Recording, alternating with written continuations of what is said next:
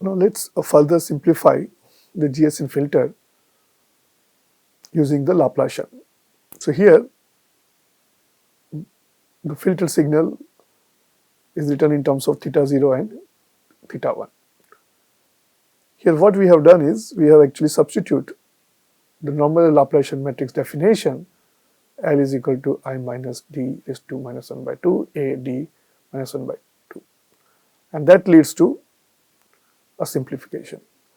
We can further simplify by assuming theta is equal to theta 0 is equal to minus theta, which leads us to further simplification of our GCN filter.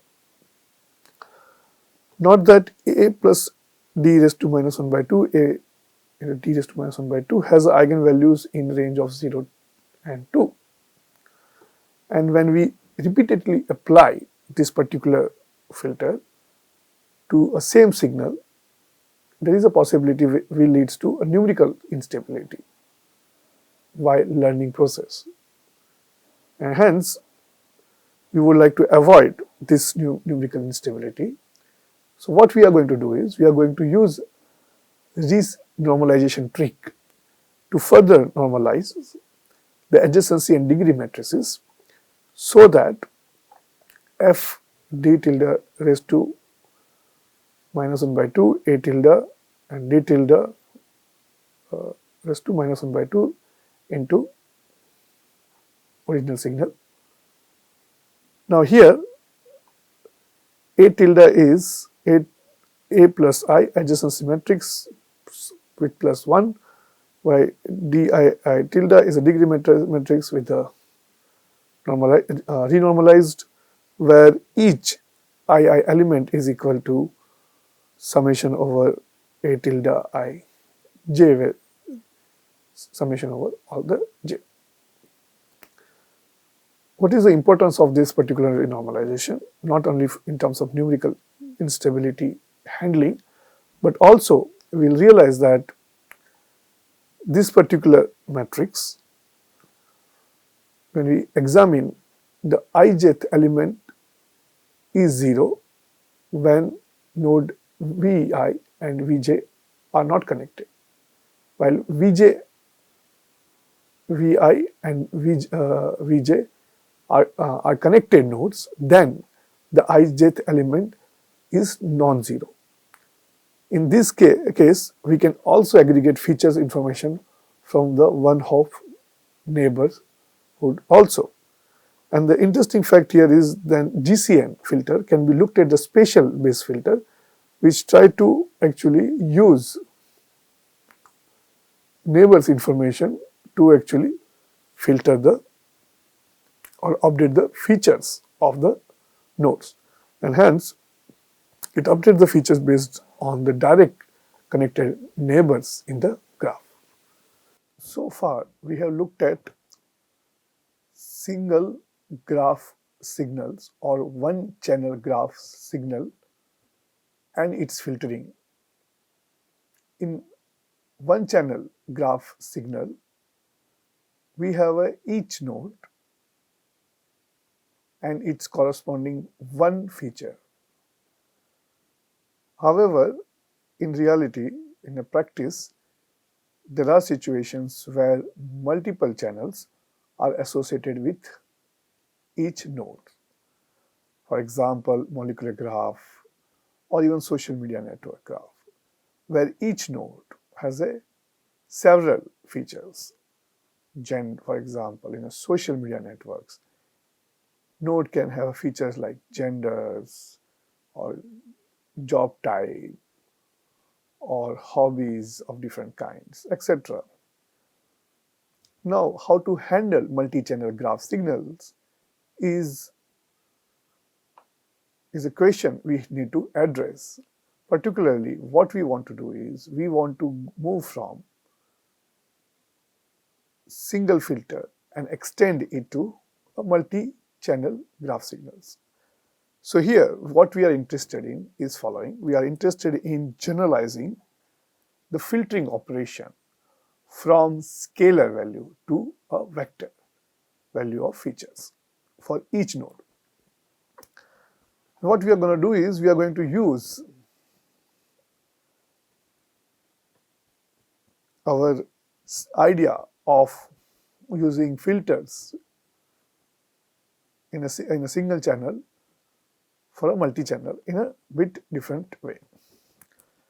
Consider F here as a feature vector matrix associated with nodes where each row is node and we have a d in dimension of features. Now we'll take one of the dth channel as the input signal, which basically gives me this particular vector, and we'll apply our standard filter over it and sum over all the features. This leads to our one channel output of signal. So how we are calculating using all the D in feature output channel signals. Typically we will not apply one filter, so we'll apply several filters. For example, we are applying D out filters. D out is number of filters. Then we are going to create output signal of dimension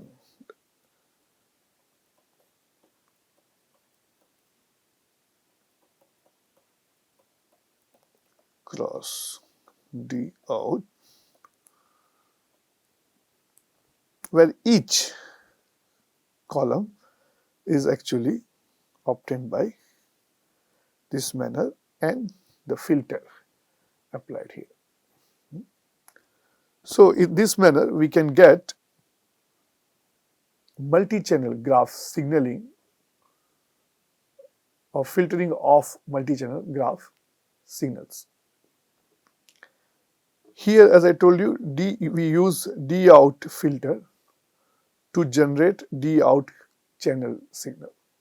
So here we have a D out channels in the output of my multi-channel graph signals after filtration or filtering operation. Now let's look at how graph convolutional neural filter look like for multi-channel graph signals.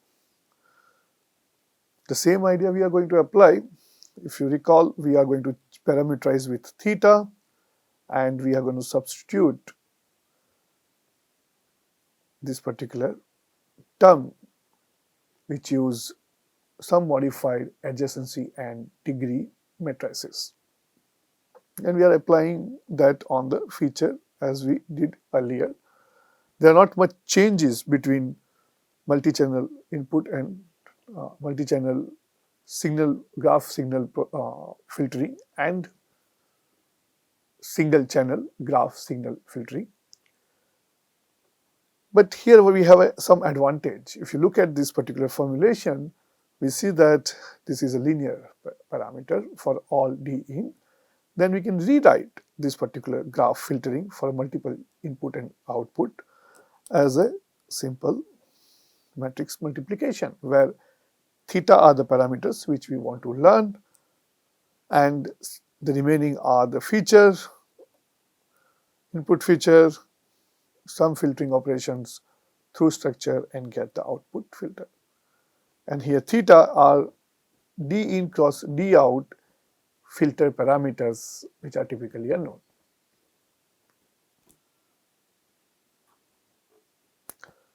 And F is multi-channel input signals which describe features for all the nodes. And F dash is a multi-channel output signal.